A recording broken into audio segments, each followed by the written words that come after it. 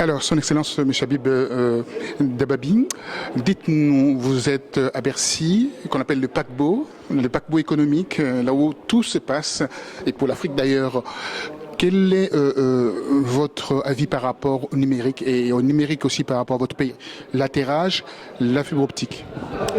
Oui, merci pour l'opportunité de parler du numérique. C'est vrai qu'on est dans le paquebot, mais en regardant l'avenir, en parlant du numérique, on est en train de construire ce qu'on appelle le futur de nos économies et le futur de nos pays. Donc la Tunisie se positionne en tant que plateforme entre l'Europe et l'Afrique, et notamment dans le numérique. Et c'est pour ça qu'on est aujourd'hui ici, pour rencontrer nos amis africains et nos amis français, pour qu'on parle des possibilités de coopération et qu'on expose nos stratégies mutuelles et voir les synergies possibles entre nous. C'était l'espoir, la Tunisie. Alors, avant, bien entendu, les printemps arabes, le vrai espoir, où il y avait en fait l'arrimage vers l'Europe. C'est pas beaucoup de kilomètres en fait pour arriver à l'Europe. D'ailleurs, c'était les velléités de l'ancien président Sarkozy de faire de la sorte, de vous mettre ensemble avec l'Europe. Et aujourd'hui, quel est l'espoir pour l'avenir? La Tunisie était l'espoir et elle est toujours l'espoir. Elle est d'autant plus l'espoir qu'elle vient de passer la phase politique avec une grande réussite. Nous avons réussi la phase politique, nous avons instauré la démocratie et aujourd'hui on ouvre la porte ou on ouvre nos dossiers pour instaurer le développement économique et dans lequel le digital joue et jouera un rôle essentiel. Et c'est pour ça que je fais une plaidoirie pour l'économie numérique et pour dire que le développement passe par la digitalisation de l'État, la digitalisation de l'économie et le développement de l'infrastructure.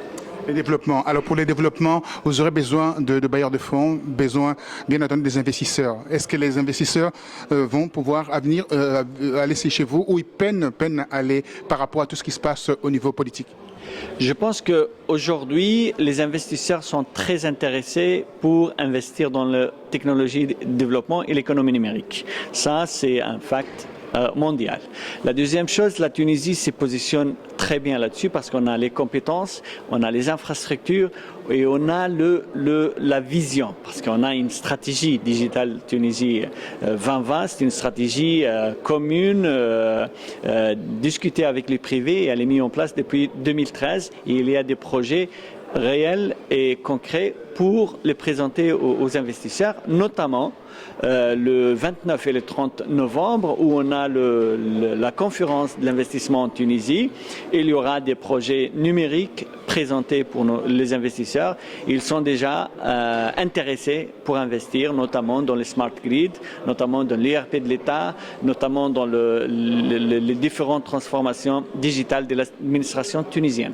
Alors, pour terminer, le gouvernement, quel est le programme pour le gouvernement aujourd'hui en matière de numérisation du pays, numérique et également l'atterrage, la fibre optique, pour la jeunesse d'ailleurs? Le gouvernement ne fait que continuer à implémenter la stratégie Tunisie Digital 2020.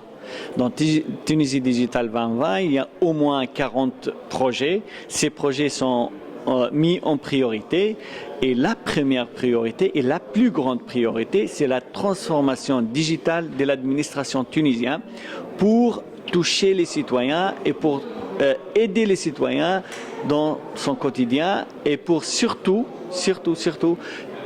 donner l'occasion à nos entreprises de se faire la main et d'aller exporter leur savoir-faire en Afrique et en Europe. J'avais dit une dernière question, mais elle a vraiment la dernière question. Alors, le rapport Sud-Sud, comment voyez-vous avec l'Afrique subsaharienne? Justement, c'est ce que je voulais, avec lequel je finis là. Donc, nos compagnies vont avoir la main dans la transformation digitale qu'ils vont le faire en Tunisie. Et de là, on l'exporte vers nos amis, on les met à la disposition de nos amis africains pour qu'ils puissent en quelque sorte l'utiliser ou le calquer, parce qu'en fait, ce qui est bien en numérique, on peut le dupliquer. On peut faire la même chose partout et on réussit. C'est ces services-là que la Tunisie propose à l'Afrique, et elle propose aussi d'être le plateforme des Européens vers l'Afrique. Merci beaucoup, Monsieur le Ministre. Merci à vous. Merci à vous.